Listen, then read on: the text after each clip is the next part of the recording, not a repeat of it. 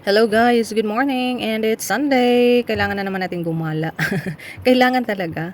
Kasi naboboard tayo sa bahay. Ang weekend is family day kaya we decided na pumunta na lang sa Marina Beach. Itong Marina Beach is one of the India's longest beach and second world longest beach in the world.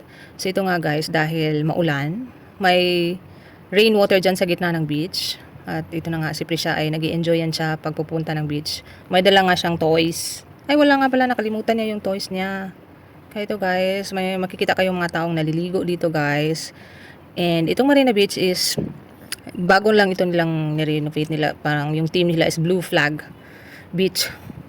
Kaya itong Marina Transformation 2.0, maganda na siya guys. Medyo malinis yung dito sa harapan nila. So ito na nga, pagpasok namin, makikita namin yung mga may tinanim na coconut trees dyan sa harap at sa gilid. May seashell bench na rin na silang nilagay, mga eco huts, beach wheelchairs at mga nilinis nila yung lugar guys. So medyo malinis na. Pero dito sa area na to, medyo konti lang yung tao nung pagpunta namin kasi medyo maambon siya kaya walang masyadong tao ngayon guys.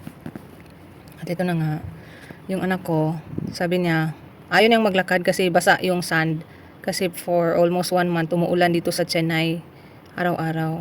Kaya siya ito, nag-enjoy na siya, yung anak ko nag-enjoy na mulot ng seashells. Sabi niya, dala ako ng plastic, mami, kasi maghanap ako ng seashells. Kaya, ayan ang pinunta namin dito sa beach, maghanap ng seashells. At dito rin sa beach, guys, may mga palaruan dito ng mga bata. Pwede kayo mag-horse riding, bayad lang kayo. And then, may mga toys, may nagbebenta ng mga anik-anik na pwede niyong bilhin.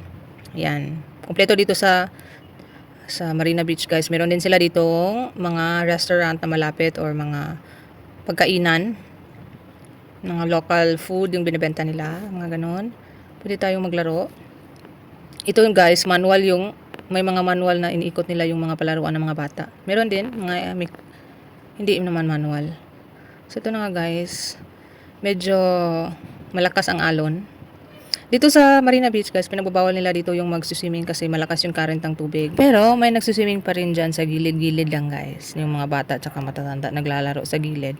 Hindi na sila dapat pumunta doon sa malayo kasi delikado. At may mga lifeguard din sa gilid na tumitingin. So pagkatapos namin dyan sa beach, pumunta kami dito sa harapan ng beach. Kumain kami ng shawarma at nag-popcorn siya, and then after namin naglaro muna kami ng konti and may nagpa-fireworks pa doon sa beach kasi nga katatapos lang ng Diwali.